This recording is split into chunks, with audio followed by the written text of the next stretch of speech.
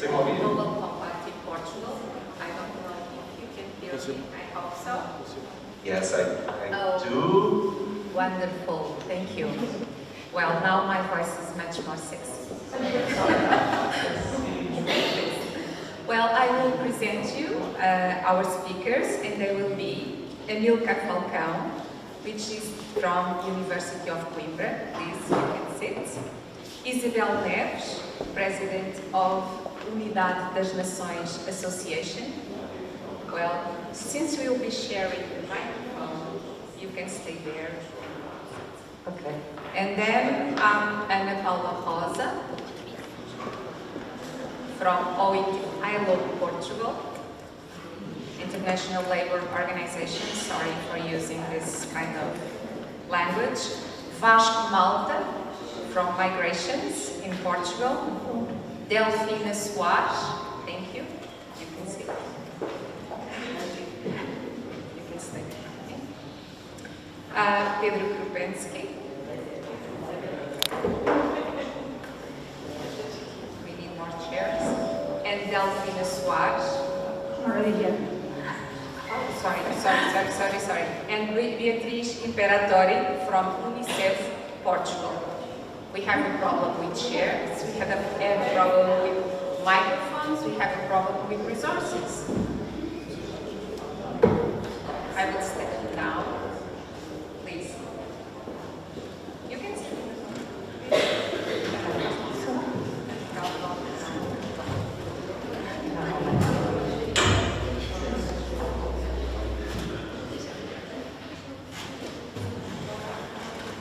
We have all of these people taking care of the world, so don't worry.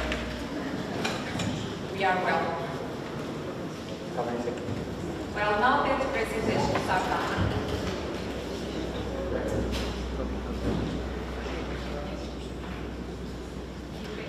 okay. So what we thought is that most people don't really know the role of UN agencies and UN bodies and UN specialized organisms. So we wanted to start by asking these representatives to tell us a little bit of what they do and what is their role in the world and of course in Portugal. And I will be starting by Anabela Rosa from ILO Lisbon. Yes, I was looking at the microphone. Just please tell us in a few words what is the role of ILO and what we do in Portugal. Hello, I come from ILO Lisbon office. ILO is the oldest and unique tripartite agency of the UN family. It was founded in 1919 and Portugal is a founder member and has a close relationship which tends to be reinforced in the past years. Promoting jobs and advancing social justice is the main work of ILO since its constitution. ILO believes that while promoting decent jobs and reducing inequalities and searching for social justice can be the stream that can link all the SDGs, and that's why ILO has a long history and outstanding for the work in the issues of world of work, and so was chosen to be the custodian agency for the SDG 8, decent work and economic growth, and also by its work with its decent work agenda, also is responsible to bring up and to submit data to the SDGs framework for more 14 indicators grouped in 5 SDGs. I don't know. This is a brief presentation. I would like just to show a little bit of the work in Portugal. I don't know if it is now or later. Okay, so one of the most known work of ILO is setting international labor standards, as you might know, but also by giving support and technical assistance, political advice, and bringing awareness to the importance of the decent work pillars, which are social protection, creating decent jobs, and also gender as a cross-cutting theme, but not least important, social dialogue. ILO strongly believes in dialogue of the different perspectives and views in achieving this goal, this decent work goal. So, as I was saying, this relationship with Portugal, I bring some among several examples. For instance, technical supporting programs. I can remember the youth guarantee with political advice and good practices, targeting especially the young who are not yet in the labor market, not working, not in education, not in training. The idea is reducing the number of that young people and facilitate their transition to labor market and help enterprises and companies to create jobs for these young people. But also several other studies and especially after the crisis of 2008, the Oslo Declaration called for a presence more close of the ILO from the countries of the UN. And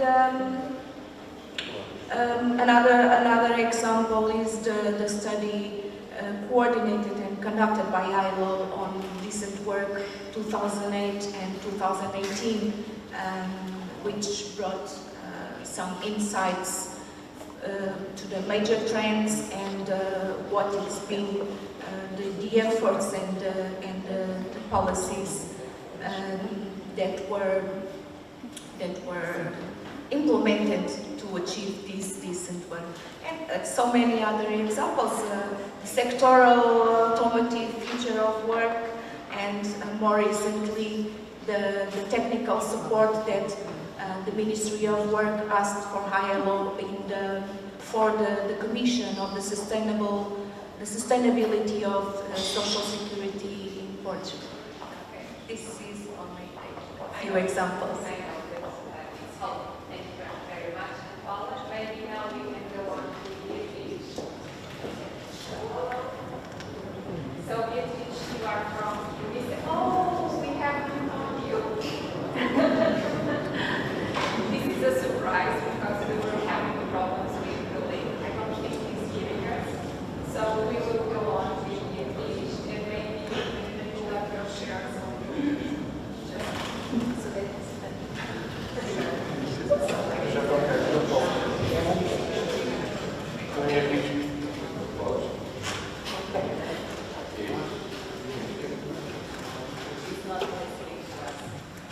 So, Beatriz, please tell us the work of UNICEF in Portugal in general first and then in Portugal. So in the world and then in Portugal. Yes. Okay, so good morning everyone. So UNICEF works for children. We are the keepers of the Convention of the Rights of the Child. We were born in 1946 and we do, I would say, two different sets of work in the field. So first we work in 190 countries, so I would say pretty much all over the world.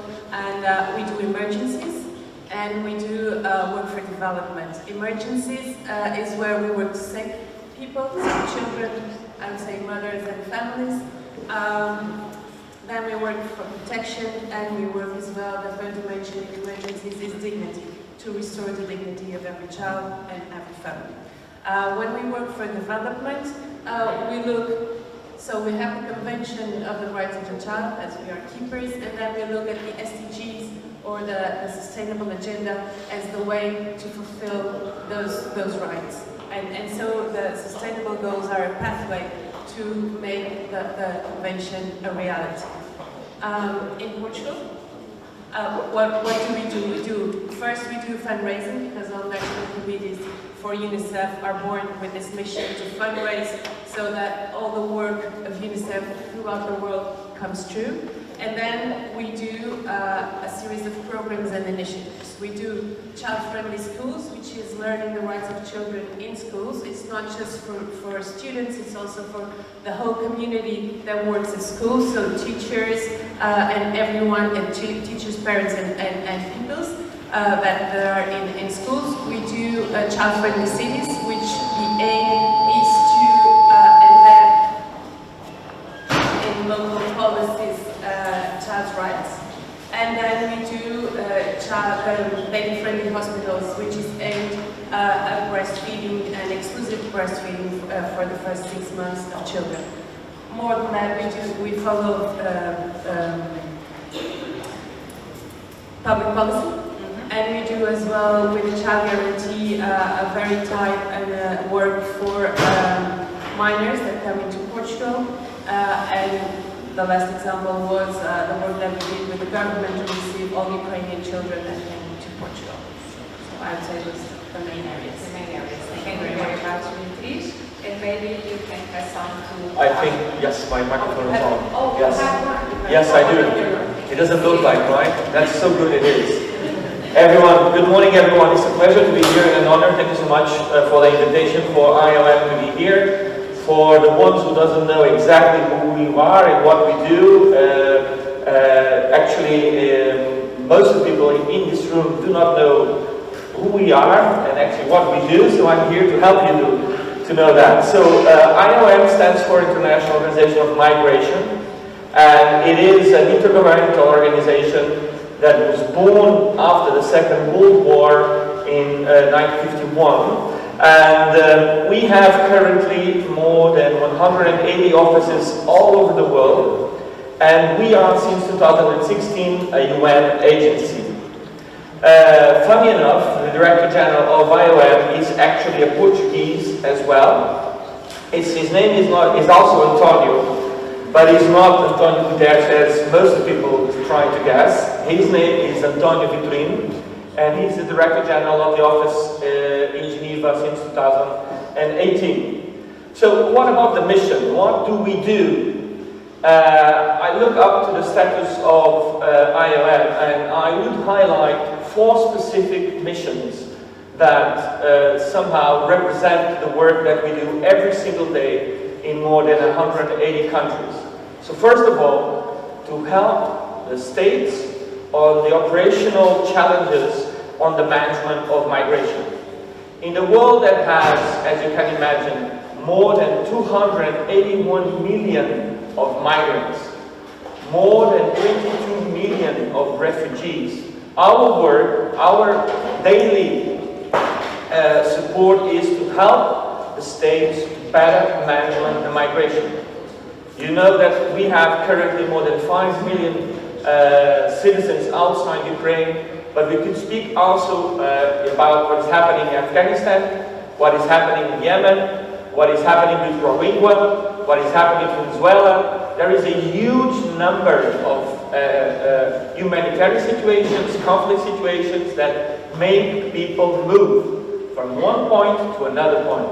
IOM is here to support the states on the movement, on the fluxes of migrants between places from one point A to point B.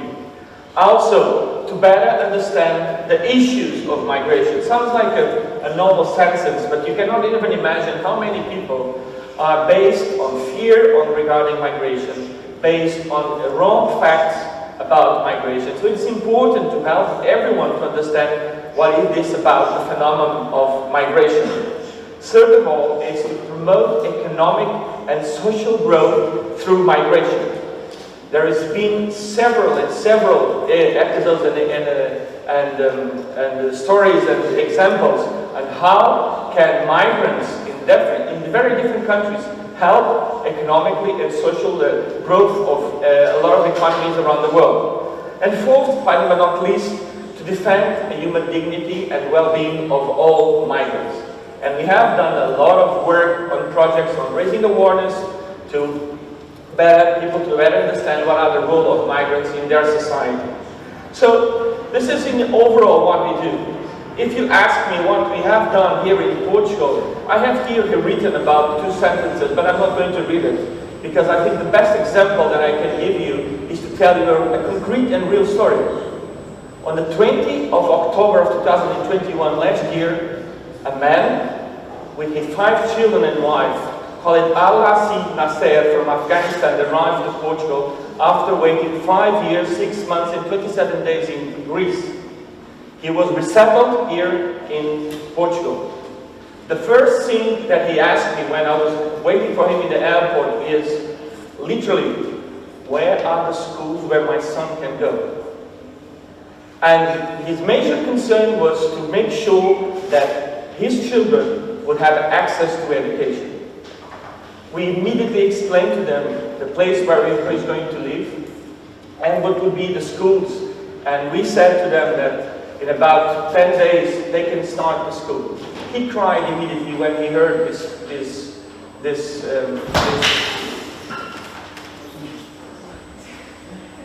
Everything fine? Yes. That's the power of the story for sure. He immediately cried when he knew that his son was going to be in the school in about 10 days. He said to me he was a photographer when he was in Afghanistan. After 1 year, I can proudly say that he now started his own business and he is a wedding photographer here in Portugal. So what we do here is an example of what we do around the world, making sure that humane and dignified migration benefits all, benefits the migrants and benefits the host societies. And that's what we do. Thank you so much. Thank you very much. Well, we will now go to Delphine Soares. Okay. Is that the center stage? Yeah, indeed. Good morning. Thank you so much for the invitation to be here. It is really a pleasure, because if IOM is not known, UNU for sure is even less known. I can ask all of you, have you already heard about UNU? I suppose that is the first time. Yes, indeed, it's not. We are not doing a good job. It's my first lesson, but that's what usually I add when I introduce myself and when I talk about UNU. UNU means United Nations University, and I'm the director of the UNU eGov. That is just one part of UNU. So to help you understand what is the UNU, the United Nations University, I will start exactly by that. By telling you that indeed there is a United Nations University, and it is not something very recent. So it was approved by the General Assembly in 1972 and commenced its operations in 1975. So we as a university exist since then. Let me explain to you why this university was created. It was created by a decision of the Secretary General at that moment, that in 1969, it was U10, he decided, okay, the complexity of the programs that UN has in hand is so big that we need some information, some knowledge, some science, and we already heard about science this morning, that help us in our decisions, in establishing some policies. And so he decided to suggest the creation of the university. The university was created and, as I said, started to operate in 1975. What is the United Nations University? It's a very peculiar university. It has nothing to do with a traditional university. For instance, After I present and I talk about the existence of United Nations University, usually the second question that I receive is, oh, really? Is there a United Nations University? How many students do you have? How many programs, graduations, post-graduation do you have? And my reply is very simple. Basically, no. Basically, we don't have students. Basically, we don't have any graduation or post-graduation program. This is why we are so peculiar. Indeed, we are basically a set 13 institutes that are spread all over the world and that act as a kind of think tanks. Each of these institutes conducting research, also some education, and a lot of advisory to the countries, to different institutions in the countries, in different topics, all of them very relevant topics for the UN system. And this is indeed the kind of university that we are talking about. By the way, our rector is in Tokyo, just to tell you, and all the other 13 institutes are spread, as I said, all over the world. 6 of them are in Europe, and then we have institutes also in Malaysia, Macau, another institute also in Tokyo, in New York, in Canada, in Venezuela, and one in Ghana, and then 6 others. In Portugal is one of them. One of them, that is our unit, so I will now move to our unit. So our unit is UNU eGov. This eGov, you can guess what it refers to digital governance. So the second, if you remember, the second mega trend that the Secretary of State mentioned was this digitalization, and indeed this is the area in which we are working. But a particular area of digitalization, that is the use of ICT by government institutions, and how these digital technologies can be used to improve the mechanisms of governance in the different countries. So this is basically what we do. We are based in Guimarães, in the north of the country. We are a team of 38 people from 19 different nationalities. So almost 2 people per nationality. And we work in this area. Basically, the kind of activities I will repeat that we conduct is research in this area. Second, we have a lot of work that we do with countries, so technical assistance to different countries in different continents. And I will just give you a few examples. Then we have a third pillar of action that is related to capacity building, to education, not of regular students, but of government officials. So what we can also call executive training for government officials, again, from different countries in the world. And the third main activity that we do is indeed to create networks, to engage all the different kinds of stakeholders, government agencies, academics, international organizations that are conducting activity and contributing to this area of digital transformation in governments together.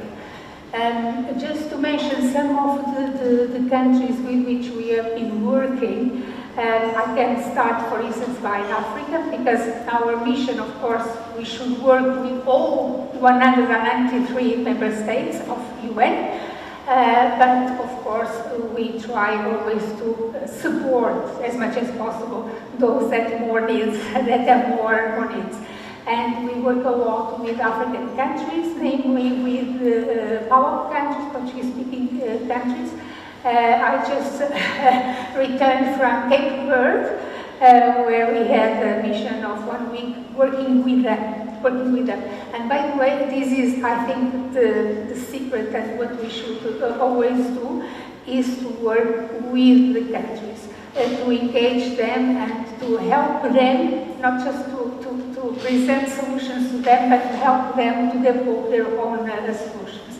So we are supporting those countries, we are helping them defining the digital governance strategy, for instance, for the country for the next 4 years, defining action plans for those strategies, but other kinds of activities also, try to help them to monitor, to assess the way they are developing in this area, and many other kinds of works, because we are talking about a very wide area of activity related, for instance, with the use of imaging technologies to transform the way public agencies are delivering service to citizens, etc., etc. So all this area is our area of work. We are located in the north of Portugal, but now, and you can believe me, Portugal is known worldwide as having a huge, not just because of some of the developments that the country is doing in the area of digital governance, because Portugal is advancing also, but also because we are here and Portugal is known worldwide by being a country connected with the digital governance. Thank you very much. Okay, thank you very much. Now to just pass on to António Ferrari. He's with us from Brussels.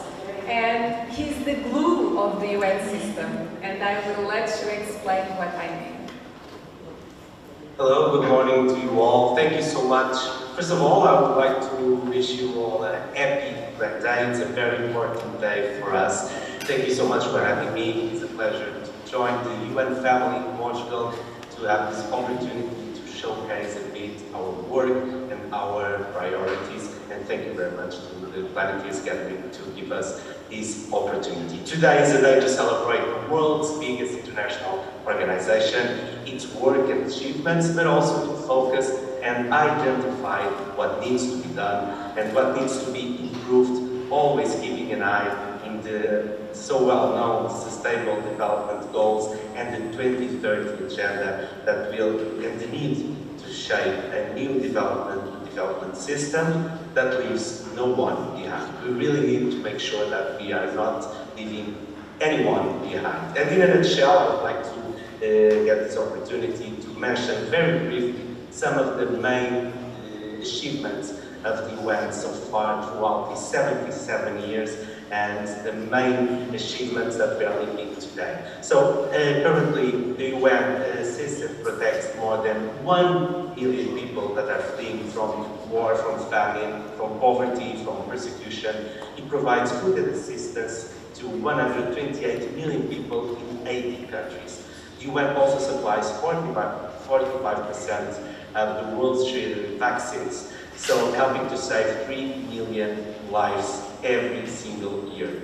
And it's also working very hard regarding the climate crisis. The UN is currently developing many efforts to make sure that we are able to keep the global temperature well below 2 degrees Celsius and to halt and stop the consequences of extreme global warming. And of course, we still work, and it's one of our priorities, all the topics related to international security and peace. But the UN's work and success relies on the cooperation of governments, opinions, civil society, and of course the private sector. Companies are crucial to make sure that we together, on one hand, have a more sustainable planet, but that we are also able to foster prosperity, economic progress, that we are able to reduce poverty, inequalities, while leaving, once again, no one behind. But there are many challenges ahead of us, and we at the UN, we are working very hard to identify these big challenges that are ahead of us, but also to be able to design solutions that will help to mitigate. I have some numbers that I always keep in mind because I think they really help us to better understand the challenges that we'll face in the coming decades. For instance, in 2 weeks we will be, for the very first time, 8 billion people on Earth. So we've never been so many people in this planet. The planet has limited resources, and as we all know, and this will bring us many challenges that we have to cope with, and that will force us to change our lifestyle, the way we produce, the way we consume, the way we move, the way And this will be very, very challenging. At the same time, we are facing extreme climate events that are more often, that are making some parts of the world absolutely unbearable for humans to live. Just to bear in mind the example of Pakistan this summer, where some regions of the country reached 15 degrees Celsius, making it impossible for local communities to live in these regions. So we are starting to deal with a new phenomenon, the climate migrants, that we are joining the 258 million people that are on the move. 258 million migrants that are escaping from war, from famine, from persecution, from poverty, and from climate as well. And we also see a rise of political turmoil and attacks of human rights. We dread also war, and we do have a war in our continent now, and we can't see the end of it so far. And we do dread, and it's something that the UN is paying attention to, we dread unfulfillment. And all these contexts bring many challenges that make UN even more relevant, UN's work even more relevant to promote international cooperation and to make sure that we bring nations together to tackle and work on these big challenges that we can't resolve. Just to give you a very, and I promise to be brief, a very good example regarding the climate agenda. We are 2 weeks away from COP27. It will take place in Egypt, where the UN will try to member states who are more ambitious regarding the cut of emissions to the atmosphere in the coming decades, to make sure to help to prevent that global warming is higher than 2 Celsius degrees. We'll also host the UN Biodiversity Conference in December in Canada to protect, it's a huge effort to protect ecosystems and make sure that we don't destroy ecosystems in a period that we estimate that we have more than 1 million species, endangered species.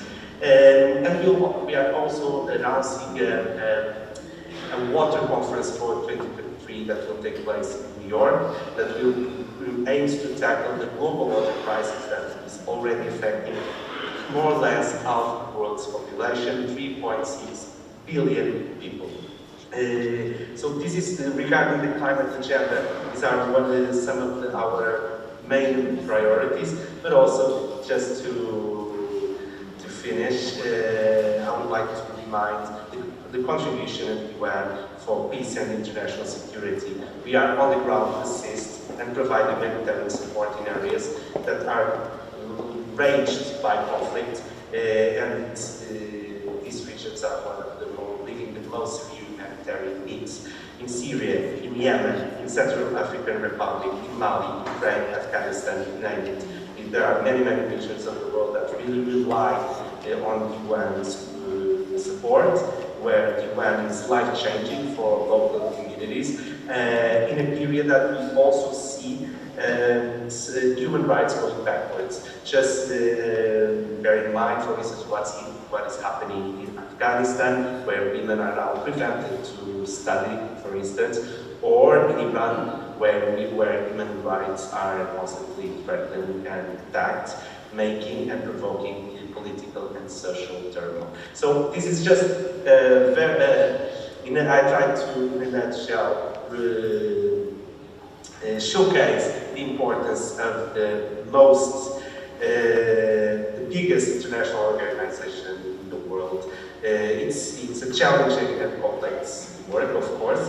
Rebuilding development system that needs the collaboration of all member states, 190 member states, and we all know how hard it is to bring together so many countries that have completely different interests.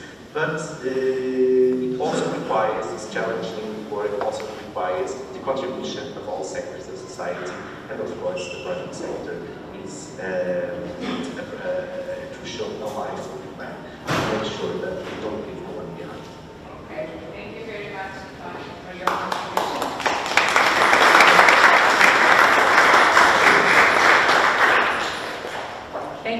I don't think you can hear it. Okay. Thank you very much.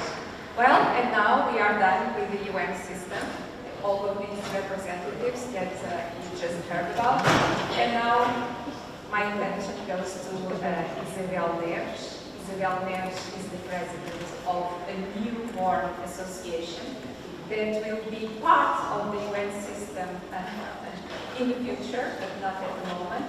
And I would like to ask you to share with us what's the mission of this new association and what kind of work it will be doing in Portugal and what else you want to share.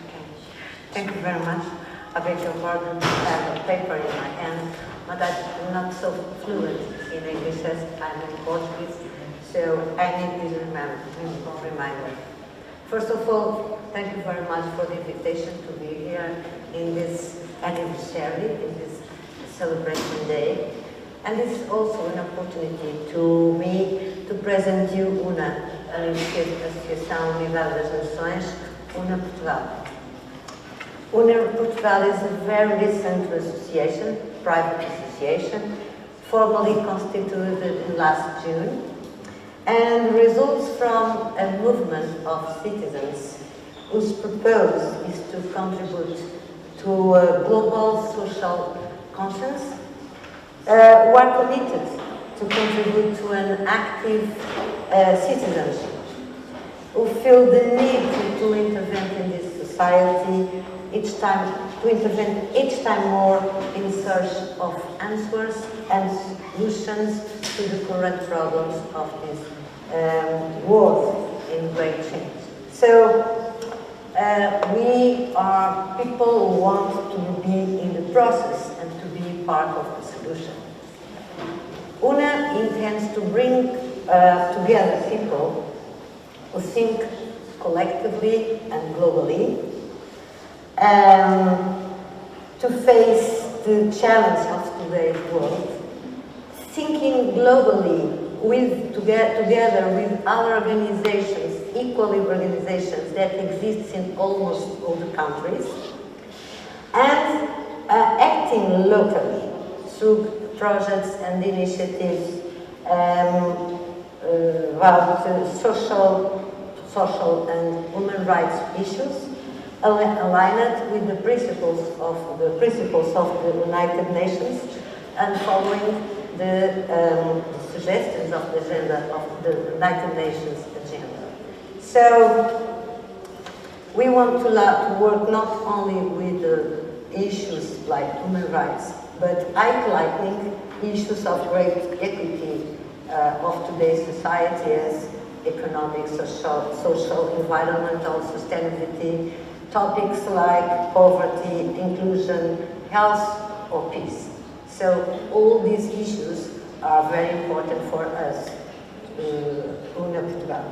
UNA Portugal aims to be a comprehensive, inclusive association and to contribute to the dissemination of the United Nations Charter and its principles, collaborating with all organizations working in these fields, and to be, very important for us, to be the voice of the Portuguese society in the international forums, and contributing at the same time as an innovative association in the field, with projects to solve or with actions and projects in these areas where the intervention of the civil society is more than ever necessary.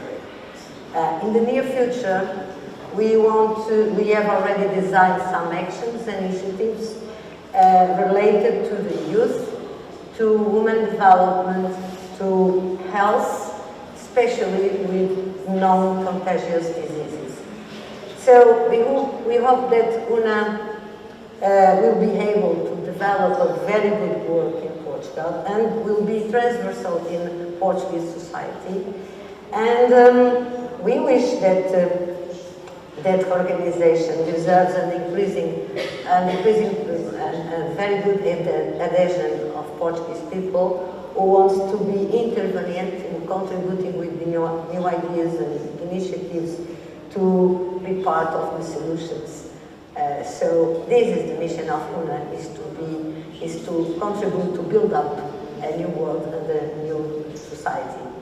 Very well. Thank you very much.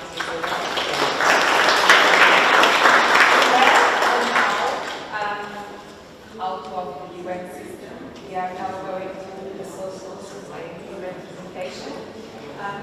And we have with us Amílcar Falcão, which is from the University of Coimbra. Oh, you don't have time. And I would like to ask you to first tell us the vision of your vision or the university's vision on the role of the UN in this new development model that we are trying to create.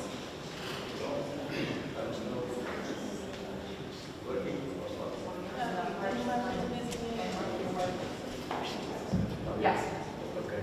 Well, firstly, I would like to thank you for the invitation to be here with you. It's a pleasure. Well, as you know, the university is one of the main stakeholders of the system, and we have. Well, I would like to make two statements. First one is that I am talking about a public university, and which means that this is a non-profit organization. This is very important for when we take decisions. And secondly,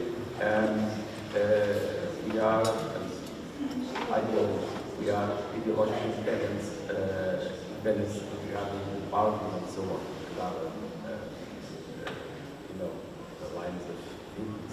So we have freedom to think, to express our opinions regarding different matters. And in what concerns the United Nations, of course, that we believe, I mean, it's not necessary to talk about past United Nations or even present. I think the future is more important, and I think that the place of universities is very relevant in this sense.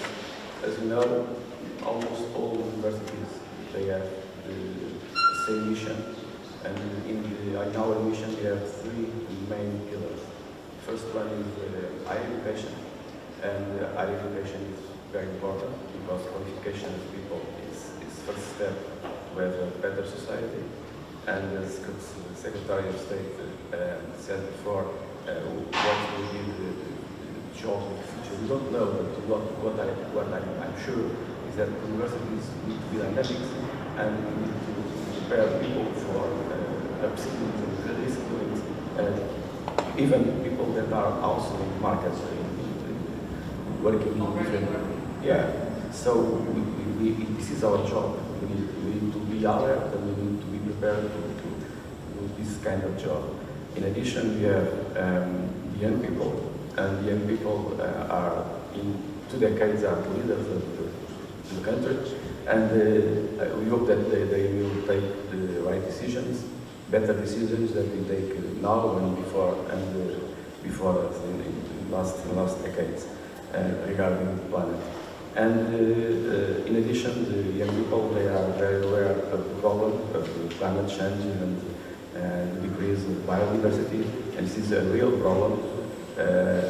Unfortunately, the pandemic and the war now put in second plan this kind of problems, but the problem is here, and so higher education is very important for us. The second pillar is research. And research needs to be oriented now, and the European Union framework for research and innovation called Horizon Europe is very clear because it's very aligned with the SDGs, and it means that when we cross the SDGs and the European Horizon Europe, we can find a lot of common things, and for instance, in my university we create 5 strategic areas in research, which means that we are trying to create new knowledge that can be transferred, and this is third pillar, innovation to the society. And this transference is very important because You know, I don't believe that in a war against nature you can win. It is impossible. But I really believe that technology can help a lot. And in that sense, we are trying always, universities in Portugal, worldwide, we are trying always to have more and more technology that could overcome some of the problems. And I think that pandemics was a good example. COVID-19, well, in a common effort, in less than 1 year, we found a vaccine. And I'm a pharmacist, my background is pharmacy, and I can tell you that is a huge achievement, because it's very difficult to, in some, short time, to put in the market a safe medicine. In this case, of course, that they used a lot of technology for the last decade, but anyway, we have vaccines with different strategies, which means that technology can help us. And in addition, in a university, we have also an important, I wouldn't say a pillar, but it's an important thing for us, is that the support to the students. It is very important that our young people go to university, and because education is the basis for the future of the country, and we need to do our effort, better you can for the students. They must stay there, and we need to help them. And finally, I think that we need to have extracurricular activities that are very important for creating networking, socialization, and so on. And it involves, I would say, sports, culture, volunteer activities, and entrepreneurship. So I think that is an ecosystem that must be connected with the rest of society, of course, but involves different, front lines that we should develop, and we should be aware of the situation, and especially try to have the idea in our head that the young people are the future, and this is not a question of money, a question of profit, it's a question of survival. And this is, the best,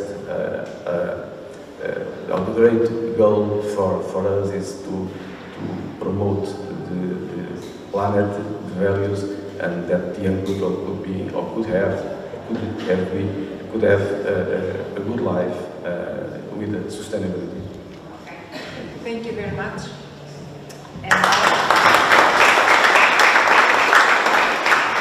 And now last but not the least, this sentence is always a good one. We have Pedro Krupinski from Fundação Oriente, and we would like to have your vision on this new development model that the UN is trying to create through the 2030 agenda, and the role of the Fundação. Thank you. Good morning.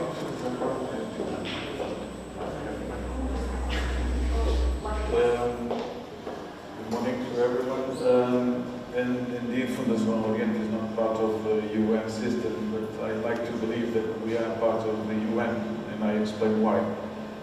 77 years ago, in the UN Charter, and on its preamble, it was stated that we, the UN people, decide to join effort to pursue these objectives, referring to peace, equality, and prosperity. Obviously, it was pretty obvious until then that we were already interdependent, but it was the first time in history that interdependence was forged in an official document. And some years after, on the UN, the General Assembly, where the Agenda 2030 was signed, Ban Ki-moon, which was the then Secretary General, classified the 2030 as a declaration of interdependence, which is something that unfortunately is not very often said, but I think it's the key word for all these development goals. It's interdependence. And this is why we believe that we are part of not the UN system, but of the UN, because we are part of this interdependence game. And Fundação Orientos was created in 1988 in Macau, while Macau was still under Portuguese administration. And when Macau was handed over to the Chinese, the headquarters moved to Portugal. We still have there a pretty strong delegation that works a lot in many different thematic areas. And we have different presence in different countries of Asia. But then, it was then that was set the bridge between the West, especially Portugal, but also Europe, and in Asia, especially the Asian countries where once Portuguese, Portugal was. And the pillars of that bridge is culture and art, education and knowledge, and philanthropy. The culture and art because it's probably one of the more efficient, though it's not considered one of the axes of development goals. Culture and arts is probably one of the more effective ways of putting people together, because it expresses exactly what you want, what you feel, what you aspire, without imposing your difference to the other. So it is a very good way to forge this interdependence. Through education and knowledge, it was pretty clear on your introduction why this should be done. But what we do as Fundação Orientos is especially through scholarships that are given in both ways to Portuguese people that want to pursue studies in Asian countries, and the other way around, Asians that want to come to Portugal to pursue their studies. And obviously we support many other things, publications, researches, and so on. And in philanthropy, not as much as we would want to, but it's a bit difficult to do so, especially in China, because doing philanthropy there was somehow making clear that there's social problems and poverty problems, and it's not very welcome. Still, we do support many civil society organizations there, and also in India, and in East Timor, and obviously in Portugal. So that's what we're trying to do as a civil society organization to contribute to this interdependence thing. What we think, or I think, about this new model, I think it's very inspiring because it's, as I said in the beginning, it brought us again the certainty that we depend on each other, and it's becoming, for bad reasons, obvious, more obvious as the pandemic showed us, and now as the war is showing us. We really are interdependent, so we might as well think carefully about our decisions and our actions, because inevitably our decisions and our actions will impact others. So if it will impact others, it might as well impact positively rather than on the other way. But I mean, this would take probably days, but just 3 or 4 key messages around the development program, I would say. It should be based on possession and not in property. It should be based on sharing and not piling. I mean, it should be based on common good and not on individual good or sectorial good.